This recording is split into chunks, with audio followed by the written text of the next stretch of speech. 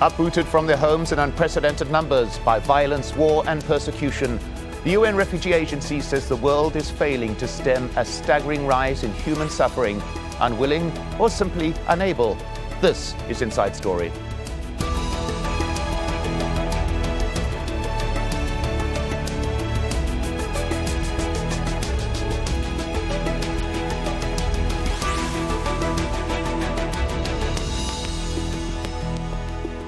Hello and welcome to the program. I'm Mike Hanna. A stark report from the UN Refugee Agency is painting a bleak picture of a world at war, with each person displaced or trapped by conflict a tragic story. The number of people forced from their countries and their homes is the highest on record, and the UN is warning that the world is failing the victims of global violence and persecution. Almost 60 million people were exiled by conflict last year. That's a rise of more than 8 million from 2013. And the highest ever increase in a single year. It means 1 in every 122 people on the planet is a refugee, internally displaced or seeking asylum. One clearly gets the impression that the world is at war. And indeed, many areas of the world are today in a completely chaotic situation, and the result is this staggering escalation of displacement, this staggering escalation of human suffering, because each displaced person is a tragic story. UN agencies, NGOs, the Red Cross, Red Crescent Society, we do no longer have the capacity and the resources to respond to such a dramatic increase in humanitarian needs in the world. It is dramatic to see how xenophobia has developed in some parts of the world. It is dramatic to see that many seeking protection and seeking to rebuild a new life find, unfortunately, the death in the movements they made. The biggest driver of last year's surge was the civil war in Syria. In fact, 1 in 5 displaced people worldwide last year was Syrian. Bernard Smith sent this update for Inside Story from Sanliurfa, near Turkey's border with Syria. So these tents are home to some of the most recent refugees arriving from Syria. They really are in very desperate circumstances. They haven't got relatives here in Turkey that they can stay with. That's what a lot of Syrians manage to do. And the refugee camps around here are full.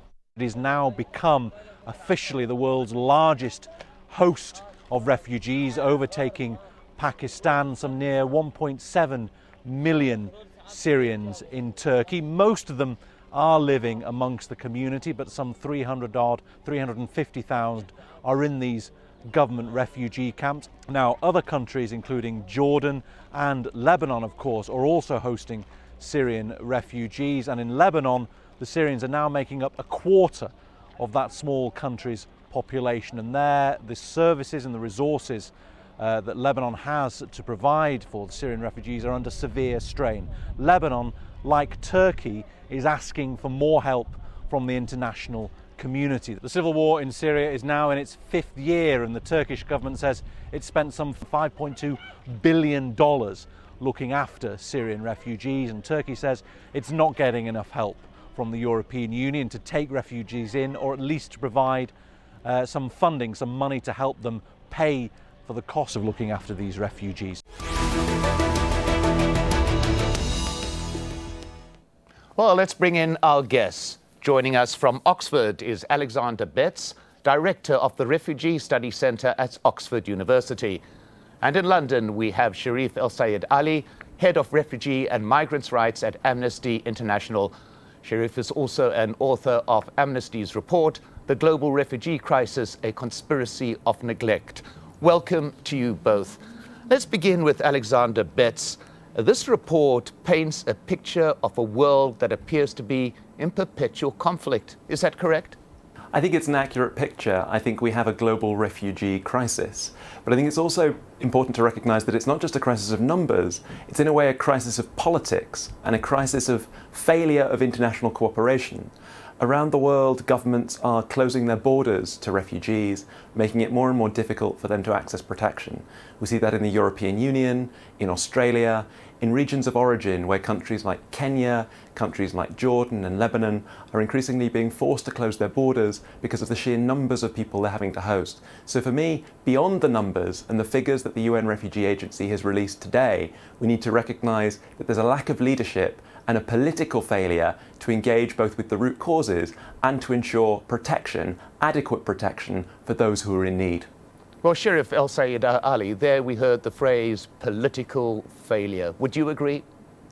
Absolutely. I think it's a great challenge because the numbers are so great. But what's very, very clear is that the world as a whole, world leaders in places that are not receiving many refugees, just do not care enough. They do not want to do very much. They definitely do not want people to come to their borders. They're trying everything possible to keep them elsewhere.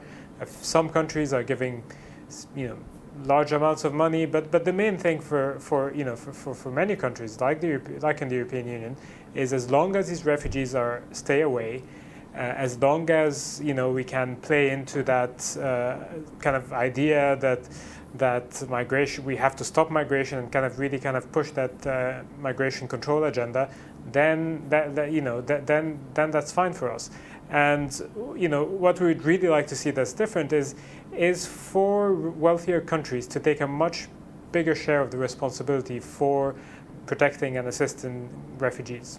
I want to return to that point in a moment, but Alexander Betts, we run the danger here, it seems, of creating new points, new areas of conflict when you have refugees moving across borders, moving into other countries. There is the potential for yet again a reignited conflict in those areas. It becomes almost self-propagating, does it not? Absolutely. We have to recognise that unless we protect people, there's a danger that we exacerbate the very underlying causes of insecurity. To take Syria, the biggest displacement crisis in the world, people are finding it increasingly difficult to leave Syria. Border closures in the region mean that people are internally displaced. They can't get access to protection in country.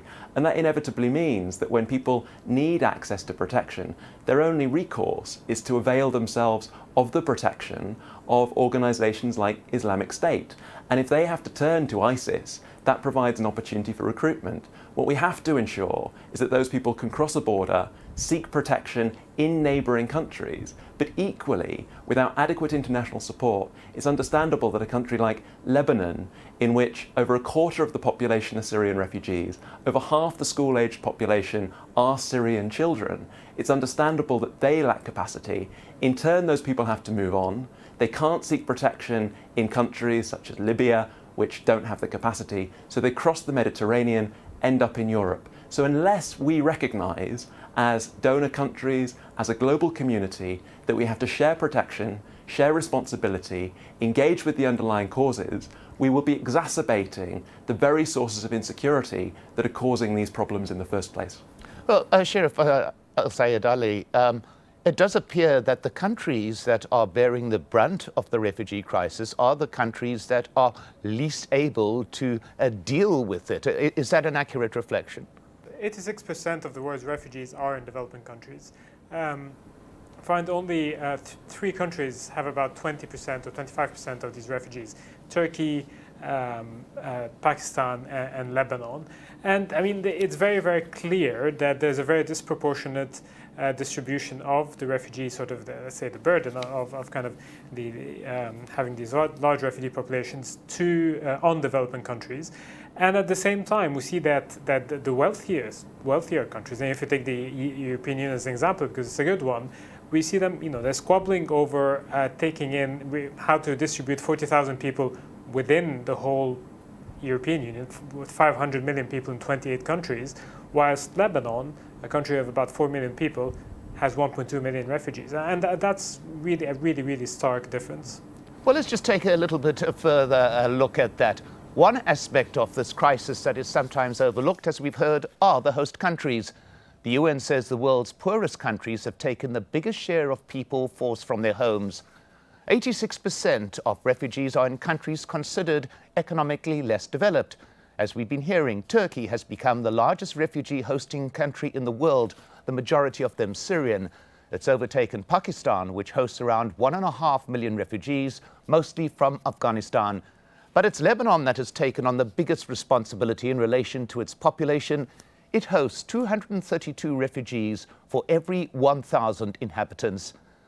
The UN says at least 15 conflicts have broken out or reignited over the past 5 years. Mohammed Vail reports on the burden placed on Mauritania from the ongoing unrest in neighbouring Mali. Life in the Mberra camp is precarious, but the severity of the elements here is nothing compared to the dangers that drove these people from their homes. Men came and began to destroy our homes. They tortured us and looted our property, including women's jewellery. We fled to a village that also came under attack by the army. Khadijatu is an ethnic Tuareg, but most of the new arrivals are Fulan. They are nomads who represent a sizable tribal component within Mali. Their lives have been threatened since the emergence of a new Al-Qaeda affiliate known as the Movement for the Liberation of Masna, or simply Masna. The group has never clearly stated its objectives, but they mainly target the Malian army, and when they captured some locations, they raised the Al-Qaeda flag. And whenever Masna attacks the army, the soldiers reportedly take revenge on the ethnic Fulan. We're poor people who have never done any harm to the government, but the army attacked our homes, abducted our men and forced us to pay ransoms. They accuse us of ties with Al-Qaeda, but that's not true. We know that some armed Fulan attacked some areas, but we don't have any links with them. The impact of the recent attacks can be seen here in this refugee camp on the Mauritanian side of the border. Behind me you can see some of the latest arrivals. They are being hosted here in this makeshift camp, pending final registration. Some of them came only 2 days ago and they still speak of continuing acts of aggression and arrest by the Malian army. The UN says a new wave, mostly of Fulan refugees, has joined the camp of late. During the last 2 months, we have received small groups of refugees who came fleeing the conflict. We now have 107 families. We do our best to provide food, water, and health services to these people. We call on the world to support this effort. The refugees complain of serious shortages of food and medical services. They say that entire months passed without any distribution of rations by relief agencies. As a peaceful resolution to the conflict is being promised by leaders, these people so far see only more difficulties in their lives here. Mohammed Val, Al Jazeera, Mberra camp for refugees in Basikno. Well, Alexander Betze, we have just one slice of an example of the suffering faced by refugees and the causes that lead to them having to leave their homes. We had reference to Libya a little bit earlier. Now, this brings up another question, another issue. It was Western countries, advanced Western countries, that appeared to support regime change in Libya and yet did nothing to fill the vacuum after they had done that. Surely there should be a greater responsibility exercised by countries who are themselves, in some cases, the cause of the problem in the first place. I agree. I think there's a general responsibility that all governments around the world must share for refugees and displaced populations. But I think there's a great irony that a lot of the dynamics of contemporary displacement have been driven by the foreign policies, particularly of Western states, whether it's the foreign policies with regard to Iraq, Afghanistan, Syria, or Libya. A lot of the instability that's driving displacement has come from particular interventions or particular foreign policies. And I think that means that there is an additional level of moral responsibility that we have both to address the underlying causes of displacement, but particularly to protect those in need who flee.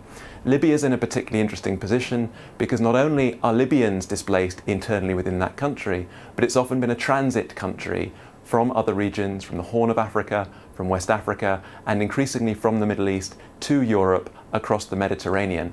And at the moment, Europe, rather than helping to rebuild that country adequately, is simply trying to push refugees and migrants back to North Africa, while in a way denying the responsibilities it has, both in general to protect refugees, but particularly given that many Western states have been part of some of the underlying reasons why there's insecurity in those parts of the world.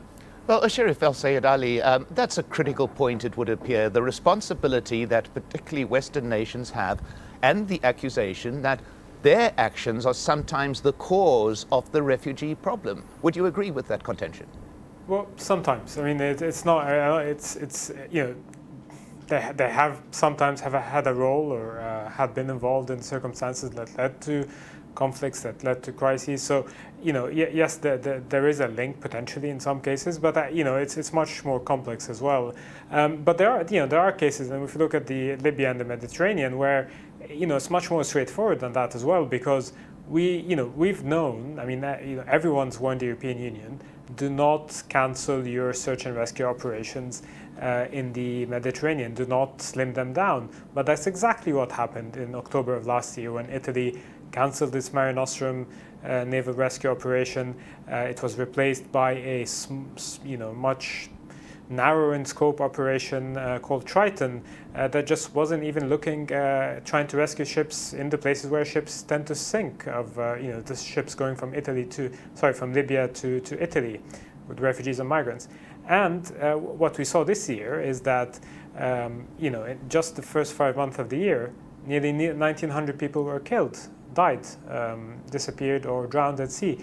And it's only then that the European Union decided that, we do need these rescue operations after all. So sometimes it is really the direct action or lack of action of wealthy nations that has an effect. And we see the same scenario happening as well in relation to the lack of resettlement places for refugees, the very small amounts of funding going to humanitarian appeals for refugees. For example, the South Sudan refugee appeal is only 11% funded, and that's just not good enough.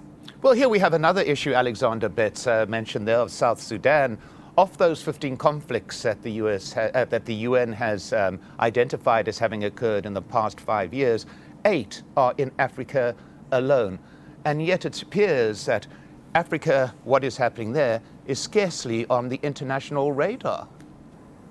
There's a real danger at the moment that all the eyes of the international community are on the Syria crisis, and in a way that's understandable. The levels of displacement, the humanitarian crisis, the political crisis in that country, in that part of the world, is very serious. But I think we've shifted away from looking at the many conflicts and sources of instability that continue to drive displacement in Africa. And Africa needs to stay on the agenda of the humanitarian and international communities.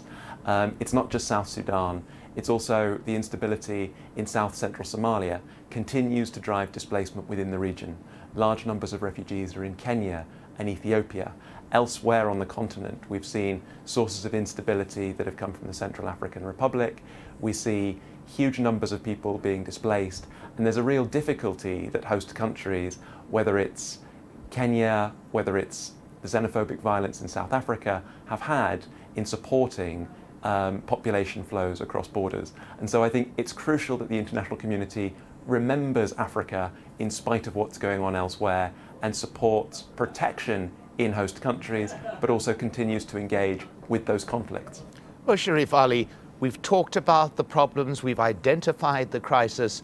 Where do you think things have got to start addressing it on an international basis? Where do you begin with a problem of this magnitude?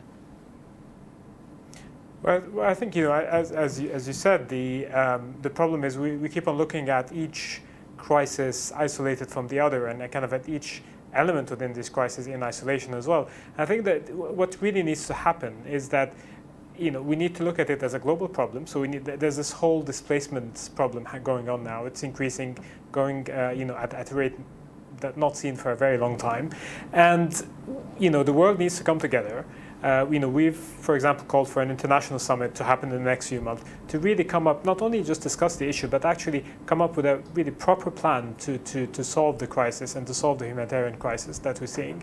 And look at it as a global problem with a global solution through, for example, resettling every single refugee that need resettlement. The UNHCR said that nearly 1 million people needed resettlement in 2015, yet there's only 90,000 places available for resettlement globally.